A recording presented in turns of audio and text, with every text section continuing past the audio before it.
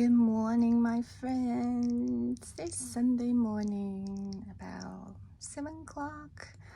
I know you are going to be so proud of me because you know what? I have a tripod set up, so it's not gonna be shaky and moving around because I watch my own video. I know it may sound weird. I really do enjoy watching my own video because these are the things I like to talk about and watch also. Anyway, so when I watch my own video, I totally understand how you guys feel and your like before people you guys want me to really set up a tripod, and here we go. I did it. I really anyway, so let's move on. In today's video, I'm gonna show you how I do the kind of wellness tracking and how I'm able to keep doing this for months after months after months. I've been doing something like this for at least I would say probably about 2 years, and I usually don't miss any day. If that's the case, I can always go back to check and then fill it up.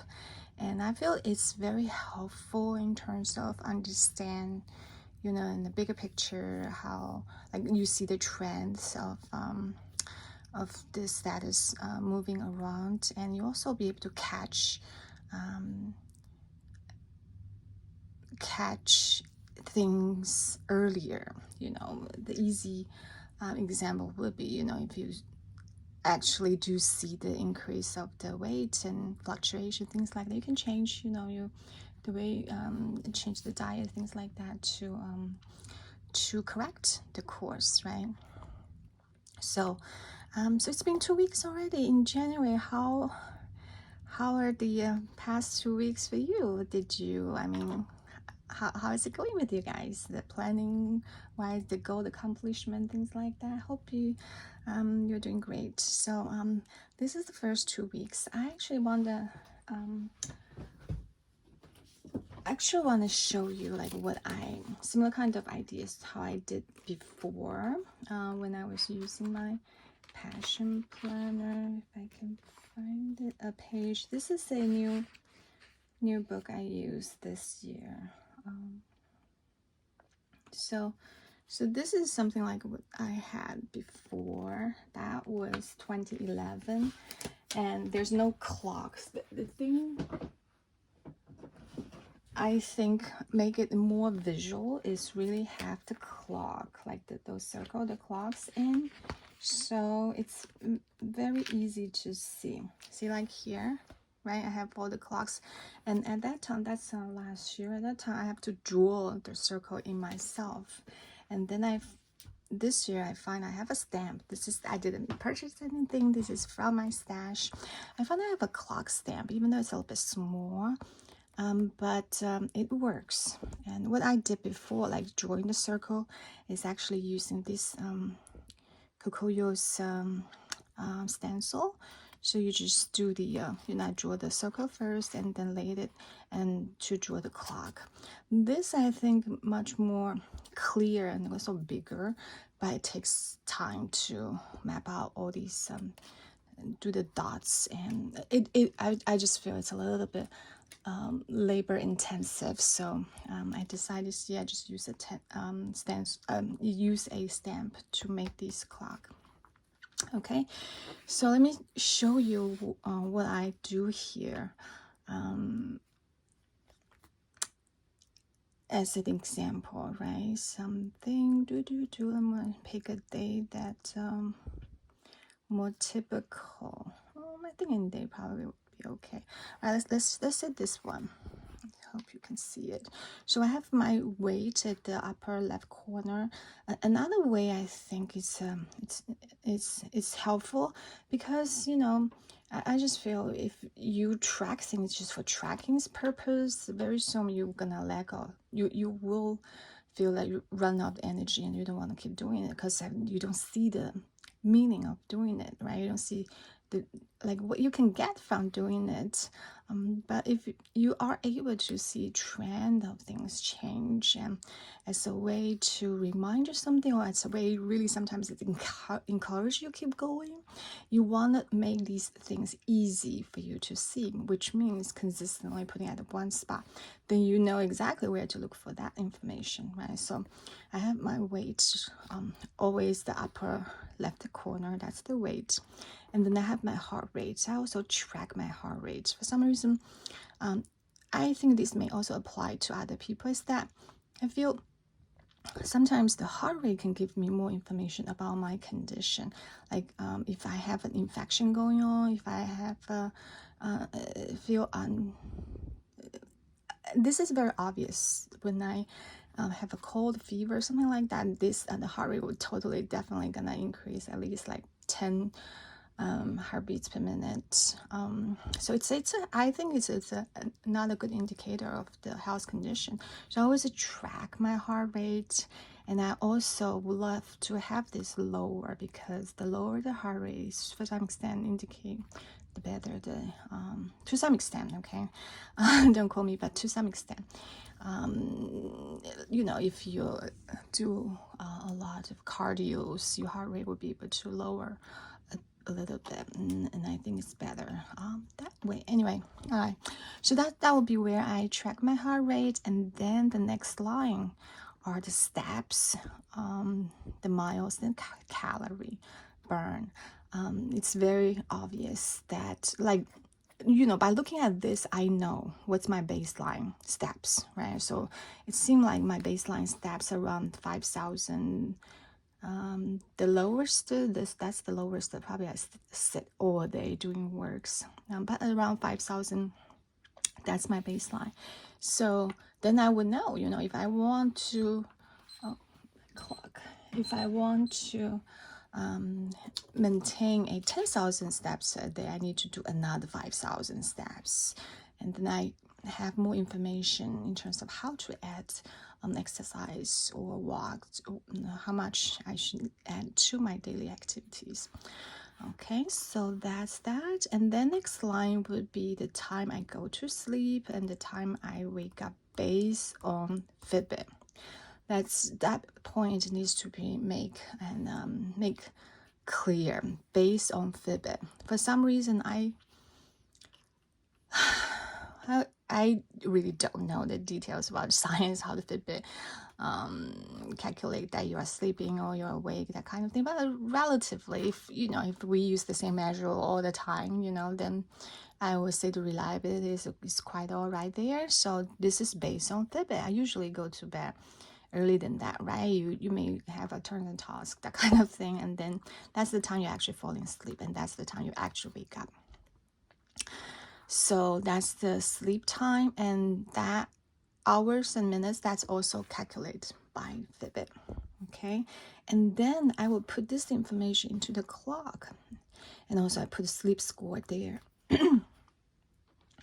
And if this is don't look at that, because I used to and make a boo-boo there. So anyway, just disregard that piece.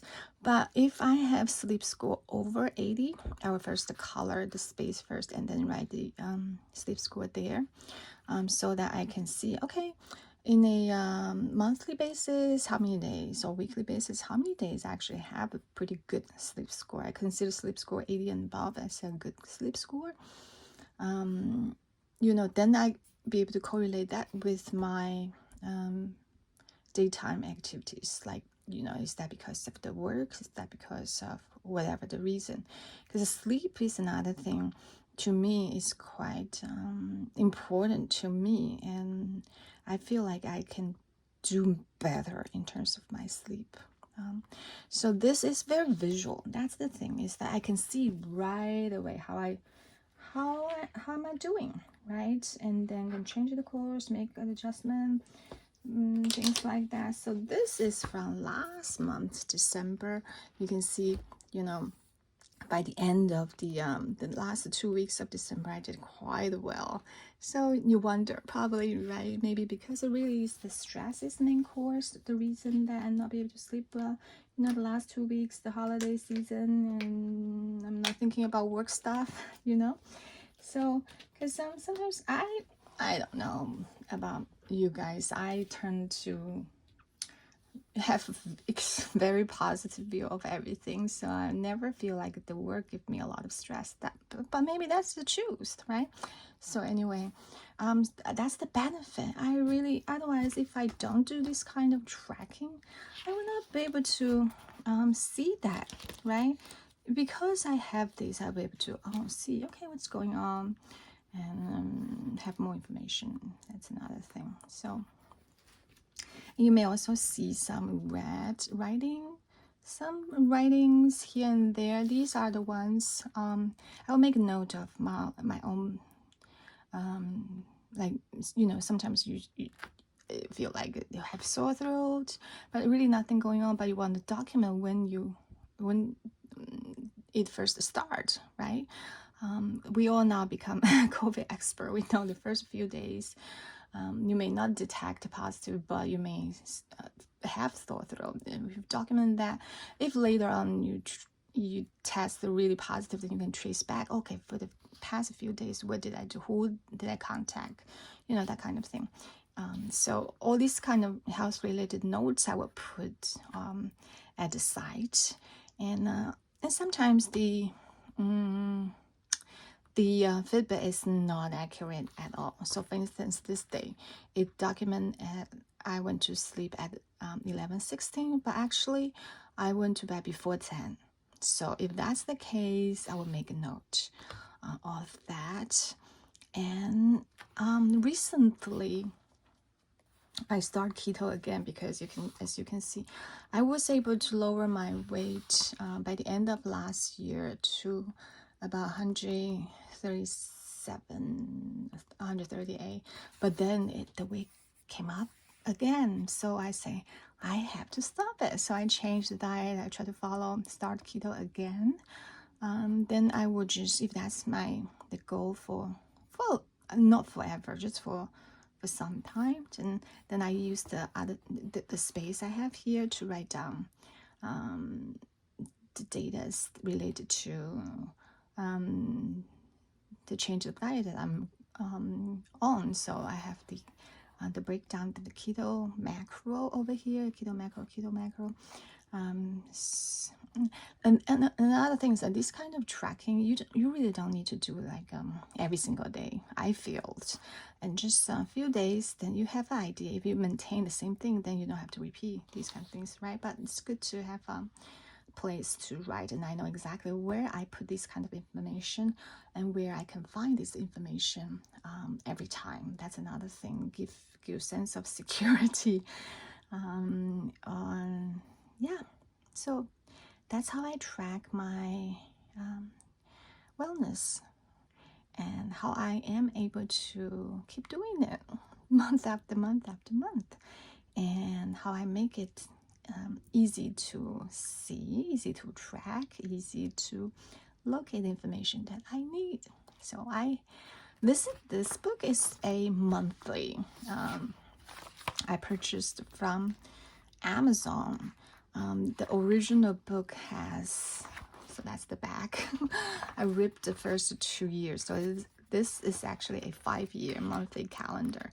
So I ripped some first 2 years, and I was using this for other purpose previously, but now I just want to use this for my health tracking.